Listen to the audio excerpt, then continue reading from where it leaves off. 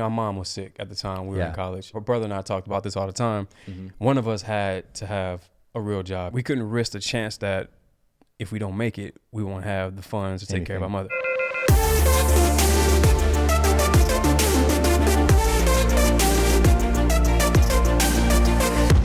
Welcome back to the Pierson Fode podcast, because I don't have another name for it. If you guys think of a name, comment down below.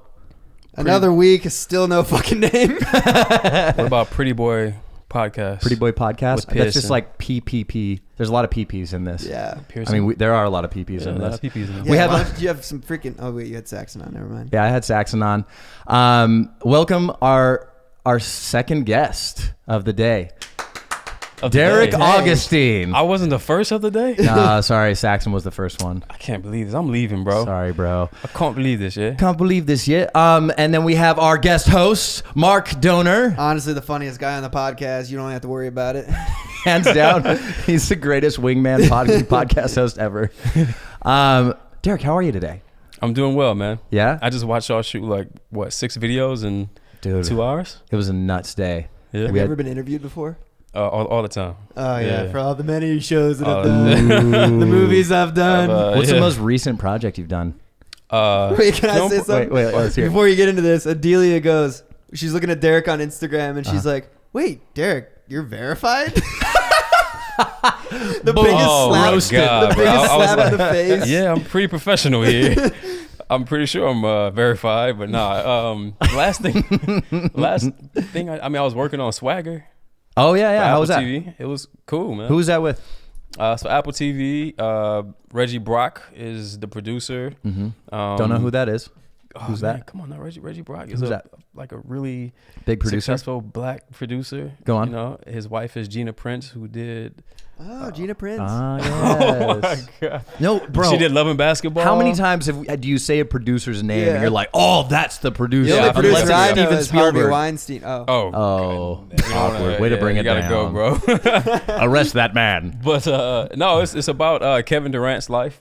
Oh, And, dope. That's sick. I play like a professional basketball player, Dope. and man, I'm get to drive Lamborghinis on set. I got this dope big ass crib, Nice. and I'm like Cuban linked up Rolexes. So why didn't you bring any of those over here when we were Oh, shooting they're in my today? house. I just want to keep them there. Oh. So I think it's a huge liability having him in a Lamborghini. Oh, it is. Oh Derek. man, because I love on that bike and on the trike. I be whipping Dude, it, yeah, man. Derek likes to get a I little like wild. toys, man. He does like his toys. I love my toys. How was so you just finished NBA 2K as well, which you shot that for what, a year straight? Yeah, about a year and a half. Wait, what? Yeah. dude. It was epic. Yeah, it was. I made a shit ton of money. Yeah. We're just still in the bank, just chilling. Well, you gave a stat too, which was wild. It's like 1.2 billion people see that. See that? Yeah, see that game. Yeah. So 1.2 billion people will see your face by the end of that. In that round. cartoon form-ish, kind of, in right? like animated form. Animated form. Yeah. Explain that for the people So that don't know. basically, so the director Sheldon Candace,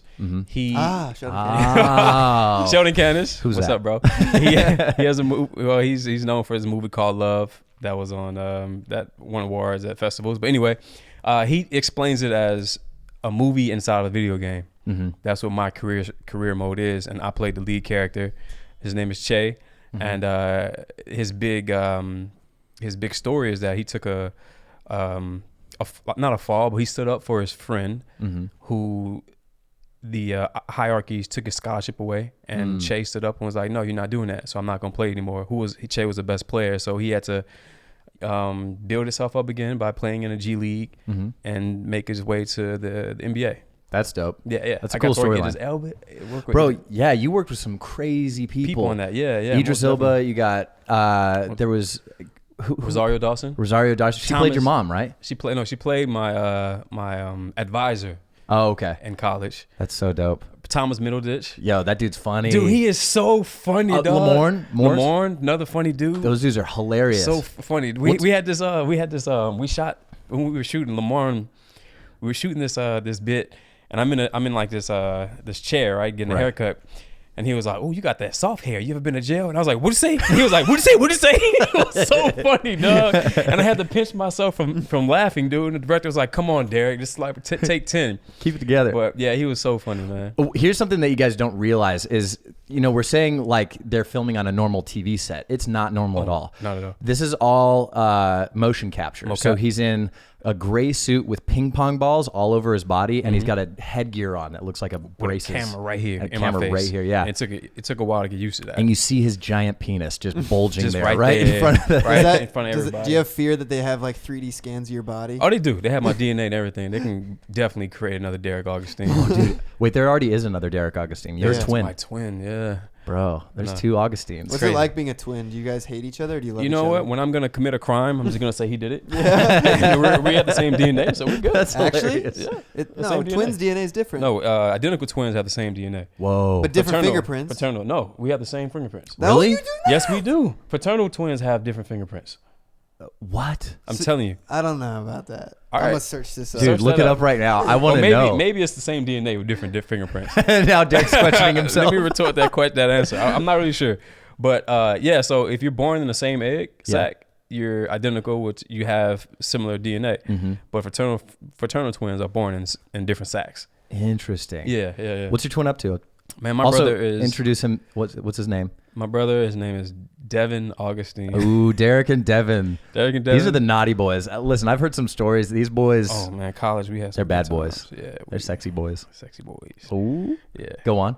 My brother is an engineer. Mm-hmm. He Served in the Air Force. Yes, he's in the Air Force right now. He studied aerospace technology. What a beast. After he graduated with an industrial engineer degree, Damn. and he's about to get out of the Air Force. I think in a year. Jeez. Move to LA. And what did you study in college at the same time? Oh man, theater. How did here's my question. Devin studies aerospace engineering. Yeah. Deric studies theater. Theater, bro. Theater, bro. Theater, bro. You know what? But Devin also studied theater growing He up did. as well. He did. He just took a different career path at the end. It's because our mom was sick at the time we were Yeah. in college, and my brother and I talked about this all the time. One of us had to have a real job in case we didn't make it, because we had to take care of our mom. Mm-hmm. So we couldn't risk the fact that we couldn't risk the chance that if we don't make it, we won't have the funds to take care of our mother. Yeah. Can you tell us about that a little bit? What happened? My mom, she originally had a stroke when we were 14. Mm-hmm. In the prime of like our teenage years. Yeah. In New Orleans, and unfortunately, our father passed away when we were 3. And after she had the stroke, she wasn't the same, man. She had a speech impediment. You know about it. She had a speech impediment. She was paralyzed on her left side. Mm-hmm. So my brother and I, we had to take care of our mom. So we moved in with our grandparents on a farm. Yeah. And we took care of our mom, bro. And we were gonna move to LA when we were 17 after we graduated high school, but our mom was still sick. So we said we gotta go to college, bro. Mm-hmm. Yeah, and our mom like forced us to do acting. That was our Good for her. our trajectory into the career. That's awesome. Yeah. When did she pass away? Our mom passed away 6 years ago, man, from a stroke. And I was in New York at the time, and I still remember the day, bro. I just talked to her on the phone. Mm-hmm. I was working because I was pursuing acting. I was doing sales for an engineering firm to pay the bills. Yeah. And I was so far behind on that job, bro, because I was going to audition, class. Yeah. And they're like, dude, you're going to get fired. So I had to go in for like a week to get ready for my sales pitches. Yeah. And I left the office. It had to be like 8 o'clock in New York time, bro, on a Sunday. Mm-hmm. And in New Orleans, it's 3 hours, ahead. Mm-hmm. So it was like, what, Behind. 8? I'm saying, no, it's behind. Is Yeah. it? New Yeah, I'm Orleans. sorry. It's ahead. It's like, yeah. 3 New hours Orleans- ahead of what? New LA? Orleans is behind. It's behind New York. Oh, yeah. Yeah. Not 3 hours, though. Mhm. I think it's 2. Yeah. 2 hours one or behind two. New York. 1 or 2. I think it's 2. Yeah. It's 2. So I call her, but this is the crazy thing. My mom at the time was in a nursing home, Mhm. and she didn't have a cell phone, and the place in there, they don't have a direct phone to her. So I was like, how am I gonna call my mom? Because it was just on my mind. Like I had to speak to her, and I was like, let me call my brother to see if he's been there that week, just to see how she's been in case he's been there. Mhm. So I called my brother, bro, and she answered the phone. Mm. And I start crying, man. I'm Yeah. crying. I'm like, Mom, I don't know. How are you even on the phone right now? I'm crying. Yeah. I'm telling her about my day. And she's like, baby, you're working too hard. Mm. Just relax. I'm going to be fine. You need to focus on yourself. Yeah. 2 hours later, bro, I get the call that she passed away. It was a surreal moment, man. And I say this, man, I got to talk to my mom before she passed away. And I think that's the only reason why I'm still sane today. If that makes any sense. That's powerful, man. Yeah. Did you have a question, Mark? How do you, because I talked about this with my grandfather. I think one of the things in processing death is being able to remember what they were when they were alive. Yeah. You know, what's your favorite memory of when she was alive? All right, this is it. My mom used to blast music in the house and make us dance with her. Oh, that's cool. So I always say when I get my big, huge house, I'm going to just blast music all the time and just dance. And how did you feel when she passed away? What was that like? man, at the time, I mean, not at the time, still not. My mom was my heart, man. You know, she was my why, and she still is my why. And I don't know, like a mother's love is different. I think, especially for men. I think men gravitate to their mothers, women gravitate to their fathers. And that was it, man. That was my like sole provider. She took care of my brother and I. A hardworking woman. What was it like afterwards? It was tough. That's what I was getting to. It was tough, man. To losing your why. And I dealt with anxiety, depression. Yeah. And as a male, you know how sometimes we don't like to. Not allowed to express that. Not allowed to express that. But I had to express it through counseling, because if not, I was going to gravitate to alcohol or another substance. So I had to do that. Good. And that's what I did. I went to counseling, man, for like a year or two. Dude, thank you for sharing that, by the way, because I feel like as far as like our generation, more and more people keep saying, they're like, oh, I don't need a psych. Yeah. And it's like, nah, that's okay to talk about. It's okay to like talk about things that are happening in your life, especially things that are challenging like that. Oh yeah. Losing somebody that you care about, that is the reason that you wake up in the morning. Yeah.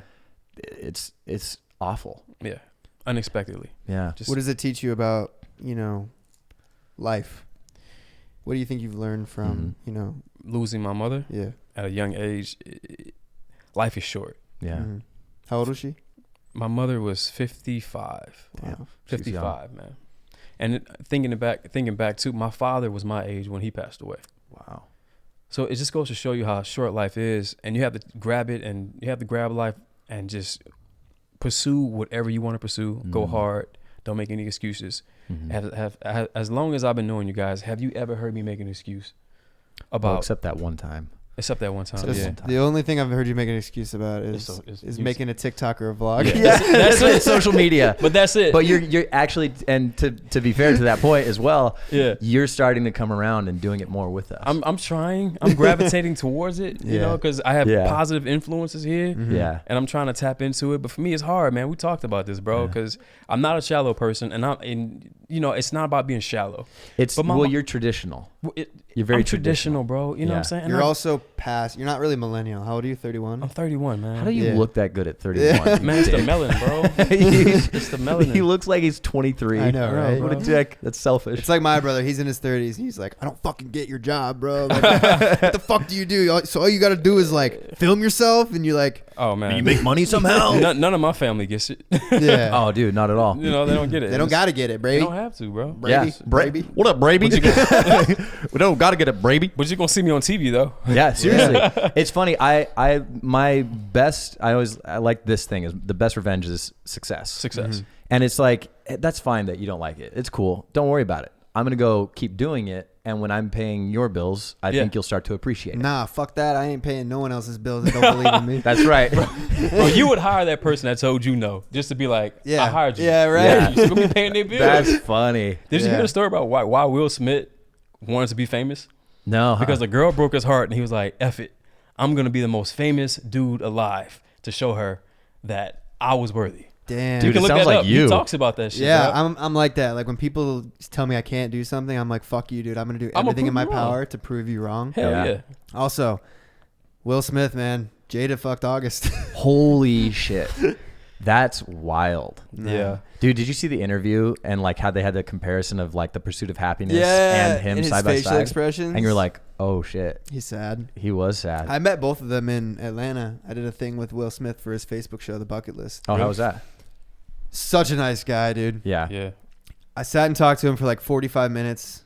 just me and him one-on-one. No way. That's gave dope. me advice, honestly, about relationships. Now I know, you know, he's been through some shit. Yeah, for not real. that it's all public, but super positive guy. Because I even brought that up because that was when I was going through my breakup. I was like, yeah, man, like I'm sure you guys have had a rough patch. Like, how do you guys work through that? Blah, blah, blah, this and that. And he literally said what he said on the red table to her. He's like, look, we went our separate ways. You know, you needed to be happy and I needed to be happy. That's what he told me. Yeah. Before we can come together and be happy together. Yeah. And basically he was referring probably to that time in his marriage. Yeah. Where they were basically split. Yeah. And then she started the relationship with she started the entanglement with someone else. The entanglement.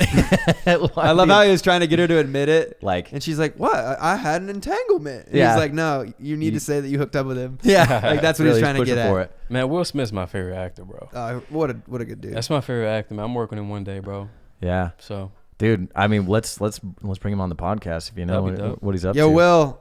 Come through, be on my podcast first, and then Pierson's. No, be on my podcast first. What's up? That's pretty brave, though. I mean, going on and talking about your breakup is not even a breakup, but getting cheated on and talking to your wife about cheating on you.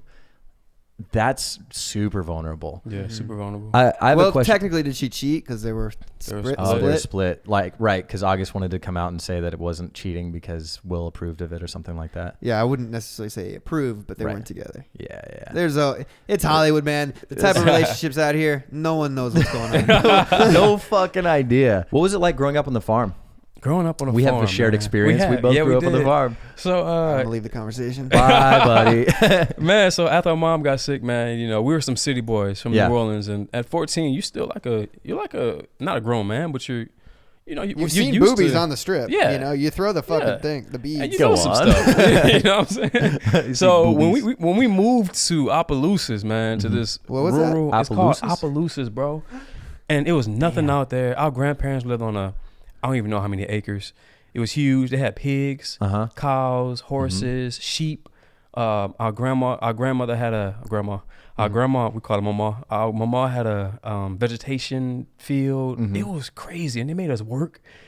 They made us work, bro. Slaving on that damn farm, man. But you know what? It was an experience that I never had before. Yeah. And you know, it at the time being, we had to be there. That's dope. I mean, for me, like growing up on the farm, I would never trade that. That was one of my favorite things about my childhood was like being able to be an idiot on the farm. On the farm. Yeah. Drive dirt bikes. Like squeezing a cow's titties. Yeah. That was good too. Yeah.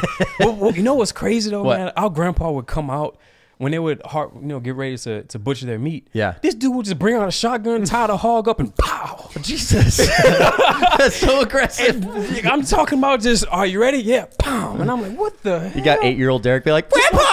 Yeah, man. I had PTSD from that, dog. So, did you eat the bacon though the next day? You know what? Yeah.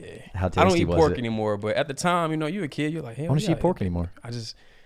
Pork is bad for you, man. No, it's not. Bacon's delicious. Also, you get organic bacon. It's not bad for you. I said bacon's delicious. On the farm, I mean, on the farm, you know what you're feeding your pigs and all that stuff. You get organic, homegrown bacon. I'm good. I haven't had bacon in 2 years, bro.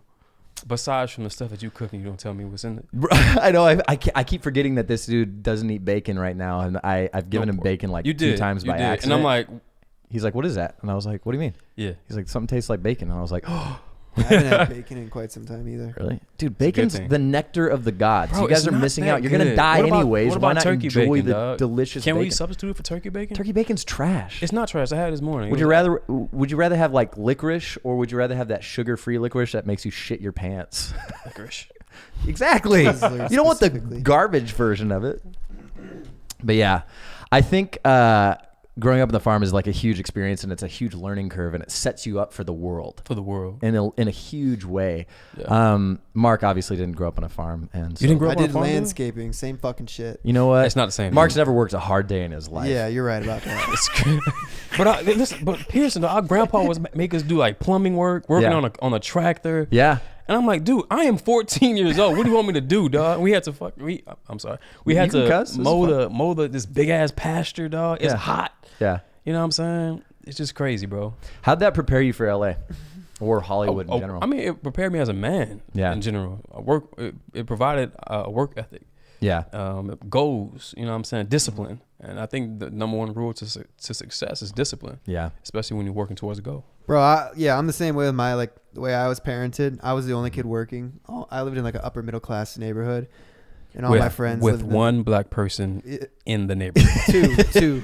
I'm sorry, guys. Two black kids in my class. Yeah, 2. Get it right. But all the other kids didn't have jobs because they lived in the nice neighborhoods, had these $700,000 houses, and I'm like sitting here having to do fucking landscaping. Right. And now in the real world, I'm like, yeah, dude, this is easy shit, and everybody else is like still living at home in Ohio. For real. Doing landscaping now. And they're all trying to fuck you guys. Get a job with your dad now. Yeah, literally. Yeah. A lot of kids from my grade, they're like parents employ them. You know? No way. It's like such a cop out, bro. Like it pisses me off. That's so disappointing. It's so much better to work for shit and earn it. Yeah. It's so much more satisfying. Like I feel like all of us here have like worked our asses off to like live this part of our dream. Yeah. And nobody, I mean, we don't sleep in general. I got a great night of sleep last night. I took Z-Quil, bro. You're out? Out like a light. And I'm here texting Pierson about did I say sexting? Did you sext me the other night? Did we sext? Hold on, wait, let me double check. I'm over here texting Pierson at 2 a.m. Look Dude, at the TikTok. You did send me that dick pic. That was nice. Was it nice? That was very good. Yeah, it was big. Excellent. I don't know, man. One of the best nights of sleep in my life. Really? Yeah. Damn, bro. Was last night. I woke up so energized. For real? Yeah. God, I gotta take one of those, dog. Yeah, get some Z-Quil. Yeah. I mean, I've been taking sleeping pills for the last like 8 years. What if you try not taking them? Oh, I've tried that. It's awful. Really? I'll never go back. Like I love my life so much more now that I have sleeping pills. Yeah. Like I've worked with But that can't be healthy, bro. No, it's fine. My body doesn't naturally produce enough melatonin and what's that? Yeah, I have chronic insomnia. I've had it since I was 14. Yeah. So I'm chemically imbalanced. So I actually need to supplement those hormones in order to go to sleep, which is tough. I mean, it sucks. What if we gave you a placebo? You think it would work? Oh no. You can feel it. It's upsetting, like the difference. Remember that time when we were shooting that movie? Yeah. And you woke up in your sleep and like punched me in the head? Remember that? Did you really? No. No, I did that though. When I was a little kid, I woke up in the middle. No, I didn't wake up. Let me rephrase this. Sleptwalk. So I slept walk when I was a little kid, randomly. It happened every once in a while. It stopped when I was around like 13 and it never happened again. But my buddies used to think it was hilarious to try and like dip my fingers in water. Because it was like, they would try what does that do? Make you pee the bed. Okay. So they dipped my fingers in warm water. Apparently I woke up, bam. I punched one in the face, grabbed the warm cup of water and chucked it at the other dude's head. And I sprinted after one dude and started beating the shit out of him. You don't remember this? Don't remember any of it. And then I stared at it and he goes, "Stop, it wasn't my idea." And he goes, "It was Noah's." And I turn around, I look at Noah and Noah just shuts the door. And then I get up, I walk back to the bed, I lay down and I go to sleep. And you don't remember nothing. I do not remember a single thing of what happened. Nothing. This is before sleeping pills and everything else. Yeah. And my buddies like wake up the next day and they're like all out of the room. And they were like, do you remember what happened last night? I was like, "No, what happened?" He was like, "You beat us up, bro. You're a demon."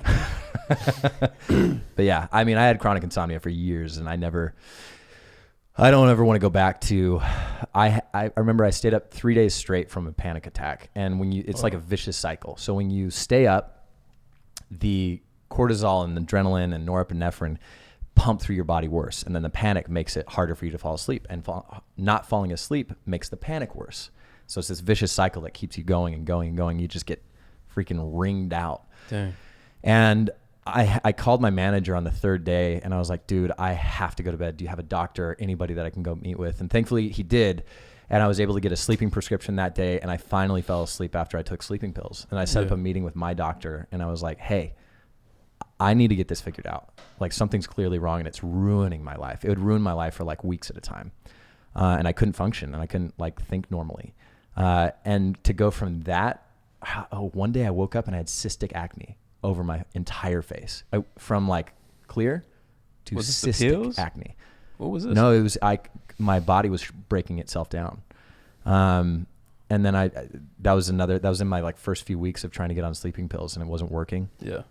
And I got really worried and he was like, "Yeah, you're having like adrenal failure. You're having a bunch of stuff and your organs are starting to shut down." Damn, bro, you had that? Didn't brain damage? Brain damage. Dang, a bro. lot of shit. You had a lot of shit happen, man. Yeah. So like I will never go back to just being off sleeping pills. I love sleeping so much now. Yeah. Even though I don't do it as much, but I still the amount that I get, it's so much better than not sleeping.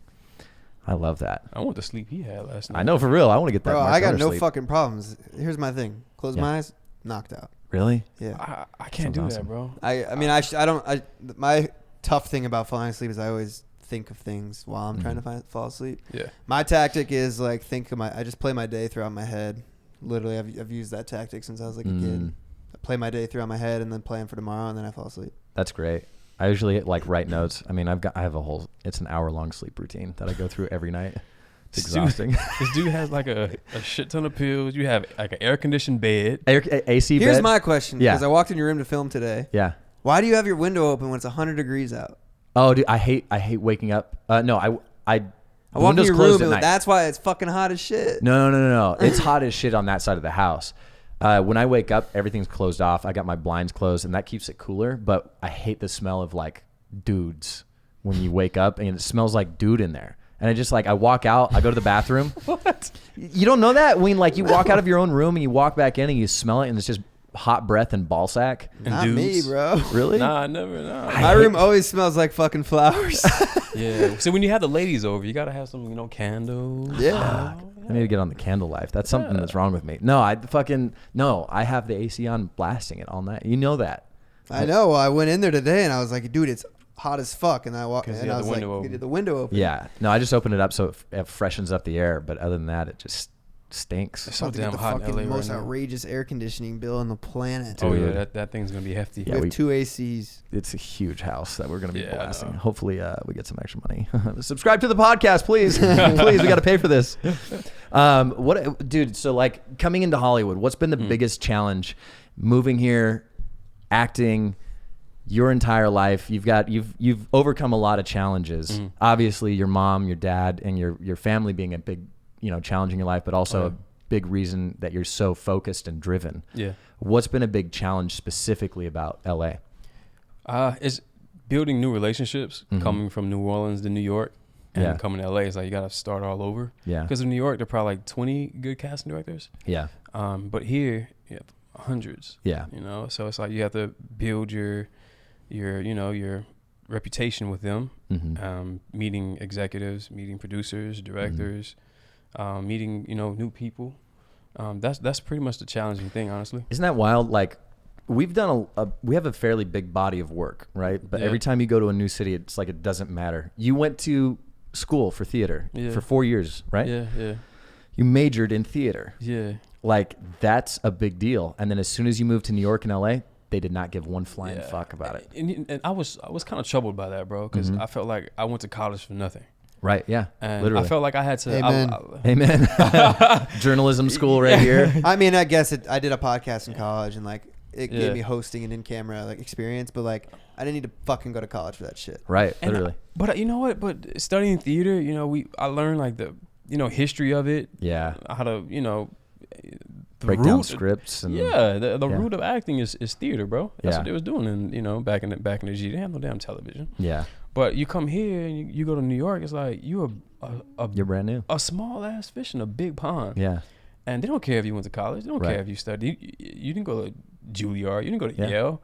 You're not British. Even then, I have friends that went to Juilliard, and they still don't get the time of day. They don't even have agents. Yeah. And they're still submitting. But this is his thing. This is what colleges and programs that, you study acting needs to do. They need to have like a post-grad system where they have relationships with casting directors and producers where they introduce you to people. Hey, this is my alumni from, he just graduated. Yeah. Can you, show him the ropes? Absolutely. He's talented. I mean, he has a damn 4-year degree in acting. Yeah. Can you help him out? They don't have that, bro. They do that for every other like curriculum. They usually try and set them up with like alumni or different things like that and be like, hey, branch out and grab some. Or they'll do like a showcase. Yeah. Which is cool. We do showcases. We meet these agents, but it's not a real strong relationship. Yeah. What percentage of Hollywood would you say is relationships versus talent? Oh, it's all. I'm going to say, I don't know, bro, because talent is 70-30. I'd say 70% is on relationships and 30 is on your talent. Man. Like, think about how many times we've gone out for roles and we crushed it, man. You crushed it. We know we outperformed the other actor, but because that other actor either had a bigger name, knew the director or producers, or something else happened. We just got passed over. I mean, we've taped hundreds, if not thousands of self-tapes together. I know. Prepared for literally thousands of pages of dialogue that we've memorized. Yeah. And been passed over. So, and I think that comes to, as well as like, it's just part of the craft is you have to have thicker skin than everybody else versus being open to getting passed over a dozen times. I say for an actor, you hit 1 in 50. Yeah. 1 in 100. And those are good odds. Those are good odds. Those are really good odds. Some people never hit. It can be so disheartening sometimes, bro. But like you said, you got to have thick skin, man. And discipline has to be your best friend. As soon as you finish with that audition, walk out and get ready for the next one. Yeah. The harder you work, the luckier you get. Yeah, most definitely. My coach Dennis said that, and he's like, bro, I've coached tens of thousands of auditions. Yeah. Maybe 1% of those have all been booked. Yeah. And he's like, I have a really high ratio of bookings as a coach. That's crazy. What's crazy. But you know what? He coached Superman. He coached dudes from Spider-Man. He coached Hercules. He coached X, Y, and Z. He's like the superhero coach. Yeah. But he's like, even then, even with my gift and my talent to be able to get people into these like modes of their life, it still isn't enough. But you know what?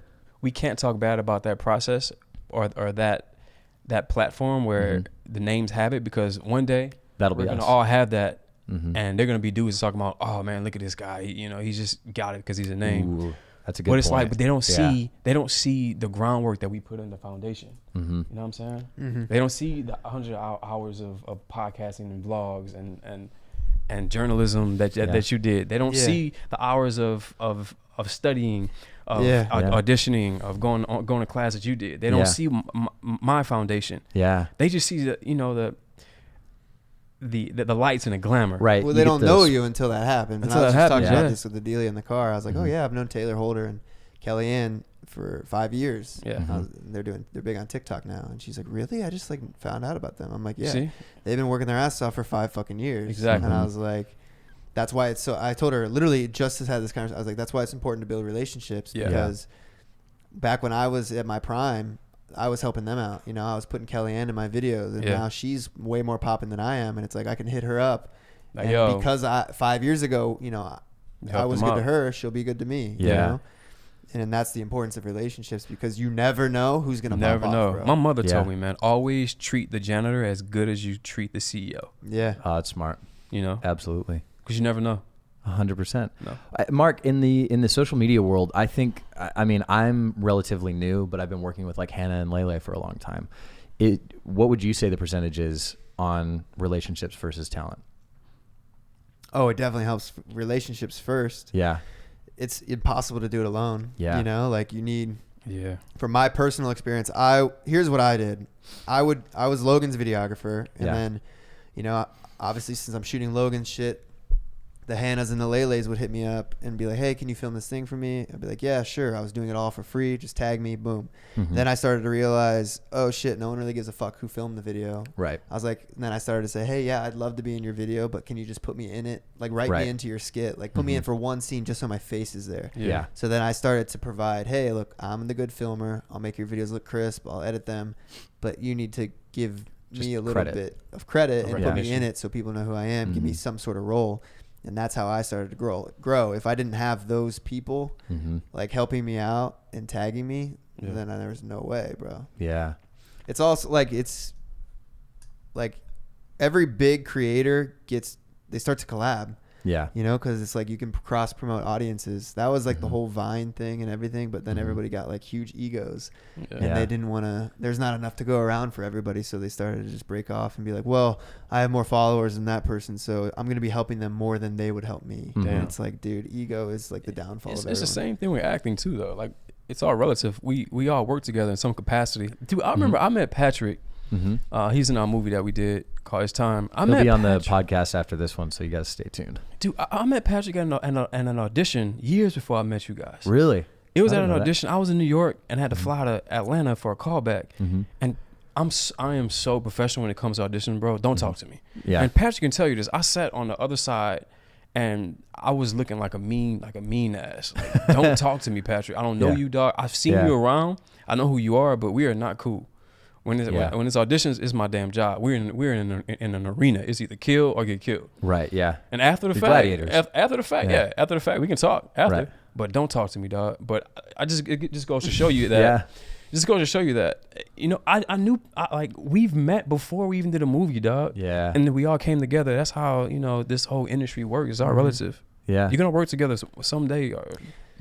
I mean, that's the whole model that's worked in social media, the Team 10s, the Vine kids were kind of the first installment of it. And I think the Vine one worked well because everyone lived in the same apartment complex, but not the same house. Right. So it was like you still got to go home and have your alone time. And it was like meet up every day. And then the Team 10 fell apart because then again, the ego thing, I don't need you anymore.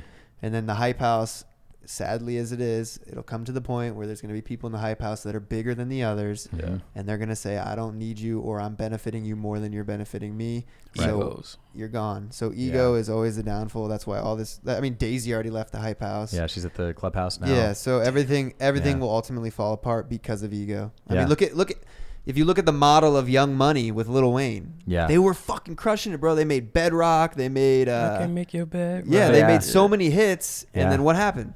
Fell apart. Yeah. It's like, how do you guys think you squash ego in the midst of that? Like in the midst of your success, when you're, you've got 2.1 million followers and you're like, oh, yo, Pierson, come and work on this thing. Or I'm like, I've got Emmy nominations. I'm like, yo, Mark, come and act in this thing. How do you successfully squash your ego in order to continue the success and not be afraid that there's not enough to go around? I think for me, just the way that I was raised. Also, I came into this way later. Like I went to high school and college and then moved to LA. Like I didn't get my social media following until I was like 22. Right. So like if you pour millions of followers into like a 16-year-old, you're not even, your ego is going to be through the fucking roof, bro. Right. Like you think you're the shit. You're fucking 16. It's like, shut the fuck up, bro. Yeah. Like, you got no money. Like that's why I laugh too. Like when people comment shit, they're like, you're irrelevant. Like, okay, cool. I don't have as many followers or as many likes as so-and-so, but like I made a fuckload of money in my prime and I've done good with it. Yeah. Like you guys think I'm poor? Like, no, I make investments. Like for real. Yeah, most definitely. It's dope too, because like we've all been able to encourage each other. I got you guys on the stock market, and that's been something that's been, like, I think, fun for all of us, is like actually finding companies that are worth investing in, saving our money, working in the midst of, even though we have the dough, still working, man. Yeah, we have the money, but we're still gonna go out and grind for more of it, because you never know when the rainy days. It's not even about that. It's you could, your whole career could go away, right?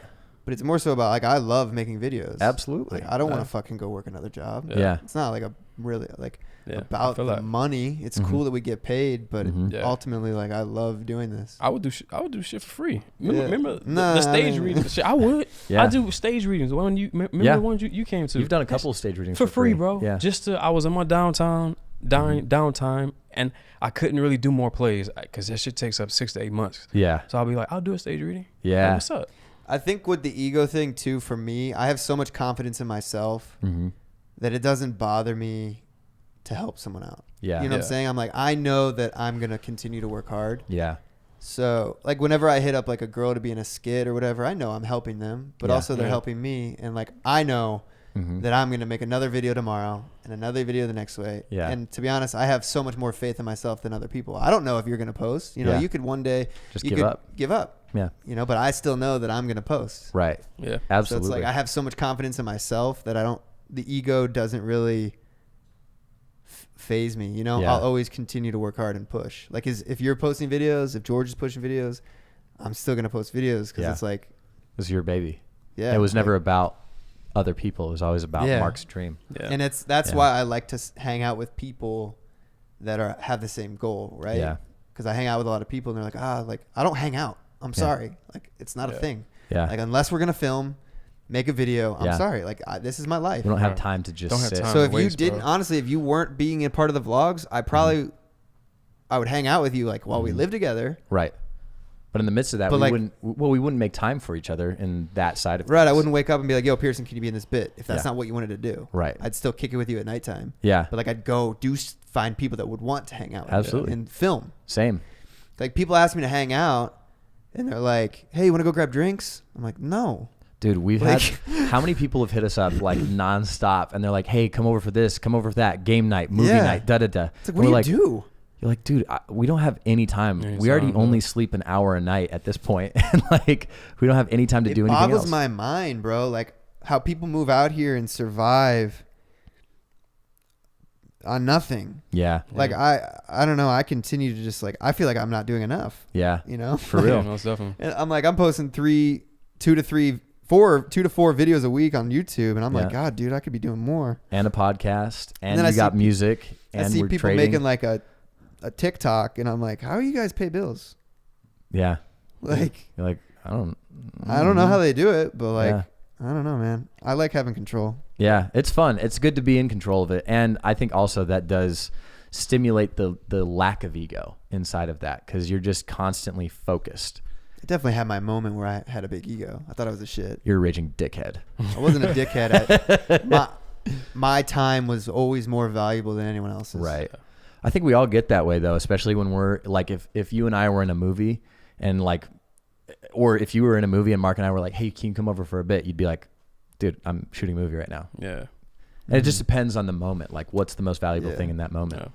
I think that's an important thing to factor in. Most definitely. Deric, give me the craziest story.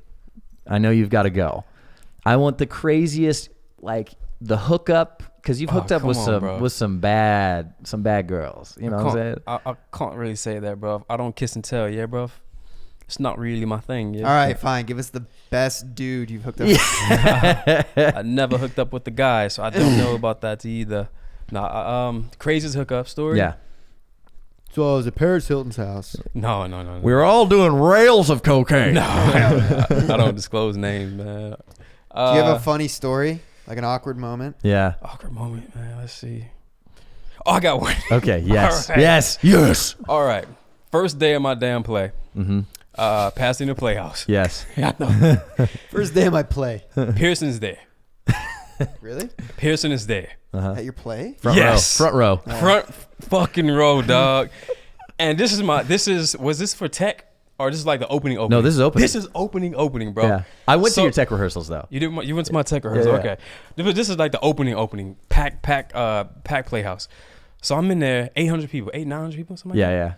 So it's like me and the girl who plays Emily on stage, which is dope, by the way. What was the play called? Our Town, and it was you guys signed throughout the entirety of the play. So I had to learn sign language and speak English at the same time. It's dope. Damn. So I'm sitting there, bro, doing my thing, and I look into the audience, and Pierson's like.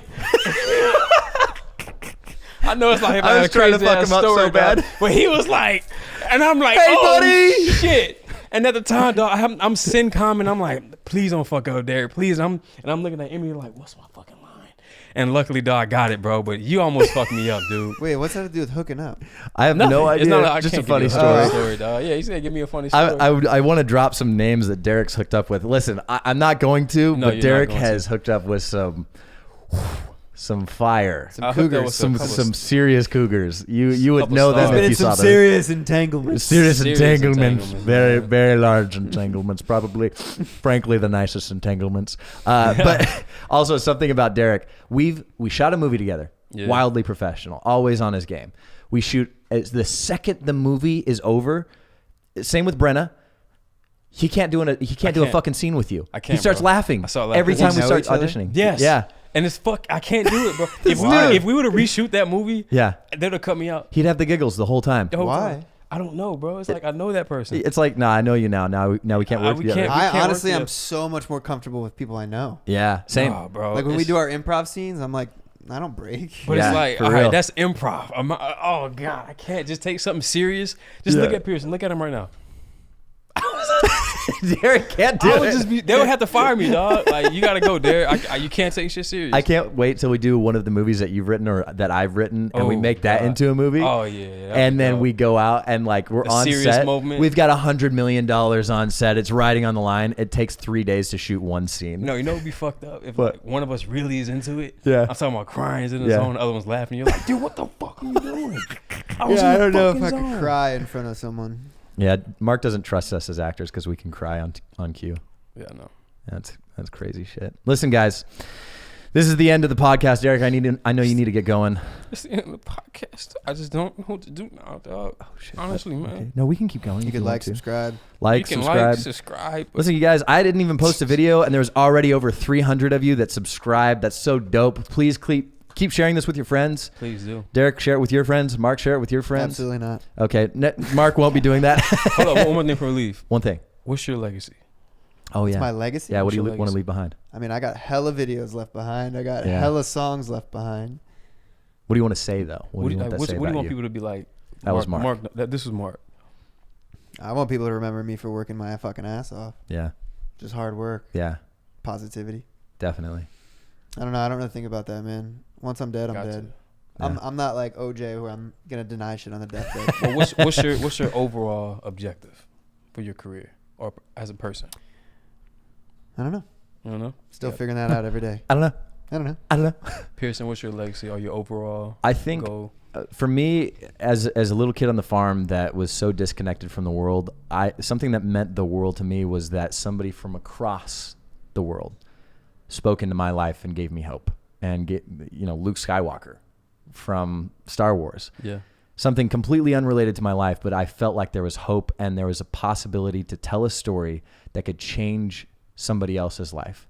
And I want to do that same thing to hopefully inspire the next actor or the next vlogger or the next scientist or the next anything. Yeah. Stories change people's lives. And I hope that my job as an entertainer and hopefully an entrepreneur one day changes somebody's life and changes the world. Yeah. That's a goal. Deric, what about you? I always say my mission statement is, or what I want people to remember me as, Deric Augustine was a successful actor and the over-successful producer who built generational wealth for his family through the Augustine brand. That's cool. I like that. And that's something that's unique to you because your mom hustled her ass off. Oh, man, yeah. And you and your brother are beasts. Yeah. And I think you guys are going to actually achieve that. Of course. See, I feel like I have a different mindset with that generational wealth thing. Mm-hmm. Yeah. I had to work so fucking hard for this shit. I ain't giving my fucking kids. Bro, you gotta make them work. Yeah, I'm gonna make them work for it. Are you kidding me? This is why I said I don't want my kids to grow up like I grew up, bro. I want my kids. Well, I think it's different. I think different, for bro. You, I think you'll do a good job because you're just a great dude. Yeah. But I think we'll all make our kids fucking work their asses off. He wants kids now. I don't want kids. He wants kids, guys. You heard it. That was an accident. Bro, that was a slip. I was just trying to be relatable. Nah, bro. Fuck. He wants it. Nah, bro. I don't want kids. What'll be dope is if we all have kids at the same time. I'm okay. About 3 hot women. Yeah, like 20, 40 years. It's gonna happen. 80 bro. years maybe. Nah. I'll just donate my sperm Bro, one day. there's no love in LA. Dude, that's it. You can't quote your song, bro. Come on. Listen, man. go stream No Love in LA, Memory by Mark Donor. Go play NBA 2K and watch all of Deric's stuff. Link his stuff in the below. Please do me a huge favor. This is a new podcast. Run up the likes, run up the comments, share it with your friends. Do whatever you can to get the word out. Thank you, Mark, for co-hosting. I appreciate you. No problemo. You're a beast. Deric, thank Ladies, you I am single and ready to mingle. You'll always be single with that attitude. Yes. Nice. Always, bro. Yeah. You had a girl ask you to get serious, and you're like, nope. This really happened, bro. She really was like, if you want to hook up, yeah, you're gonna have to be in a relationship. And I was like, no, sir. No, sir. I'm gonna walk away. You heard it here first, folks. Deric is single, and this is the end of the podcast. Share it with your friends. Love you guys. Love it. We're out.